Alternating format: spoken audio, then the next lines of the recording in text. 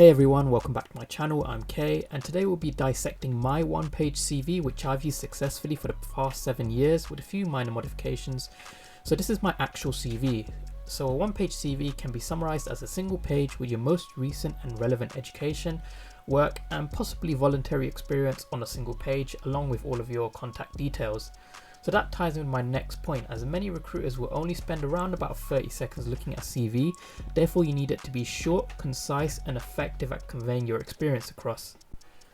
Now, I've already included a blank version of my CV in the description of this video. However, if you already have your own one-page CV, then follow along anyway, because there are going to be a lot of tips and tricks covered in this video to help you improve your existing CV. So firstly, in the top right corner, we've just got our contact details up here, nice and clean.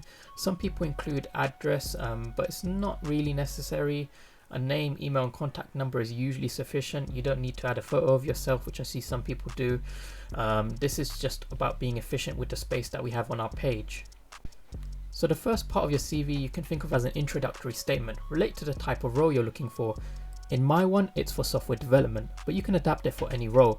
It should be a single paragraph describing your suitability for the type of positions you're looking for, along with relevant skills and links to the role, just as bullet points. This will typically be the part of your CV which will change and update as you apply for different industries as well, since the rest of it can be recycled. Next, we have our relevant education section. You typically just need the name of the institution, the date attended, name of your course, subjects and grades. Now you can see there's very little content on what was covered in university for myself, just because this is my CV and I've already been working for quite a few years. However, if you're a fresh graduate or someone who's graduated from university quite recently, then it's perfectly fine to have details about the modules you covered in your degree. However, what you typically find is the more experience that you have, then the more space you'd want to allocate towards talking about that experience and less about your education. Next is our professional experience or employment history section. This should be in reverse chronological order. This section should be about your work experience with the name, place, address and date worked. I like to keep it simple and include a month and year in the margin just to save some space. You need to simply give a short summary of your role and highlight a few key competencies as bullet points. So key competencies are key skills that employers look for, which you can demonstrate using examples. So I've got a video on how you can talk about competencies in a previous video, but some common examples of key competencies you can demonstrate are teamwork skills, communication skills, and usually some job specific technical skills as well.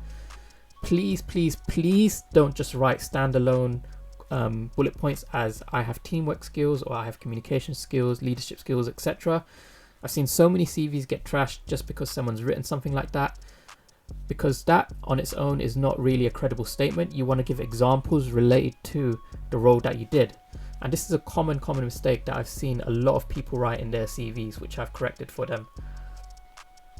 Now the last section, I've just listed a few interests. This doesn't need to be anything fancy, just a few things to make you stand out and show that you're human and not a robot. Now you can see I don't have a volunteering section in my CV, even though I mentioned it at the start. This is because I've amassed enough work experience across the years to the point that I'd rather allocate that space to talking about my professional experience. However, I did used to have a volunteering section. This was more when I was a recent graduate and I didn't have as much work experience to talk about. So you can describe any voluntary experience in the exact same way that we've described our professional experience. Just give a short summary of what it was about, what you did, and bullet points of a few key competencies as well that you want to demonstrate to prospective employers. So that's all, everyone. Thanks so much for watching. Please like and subscribe if you like the content and to keep updated. Support my channel, and I'll see you in the next one. See ya.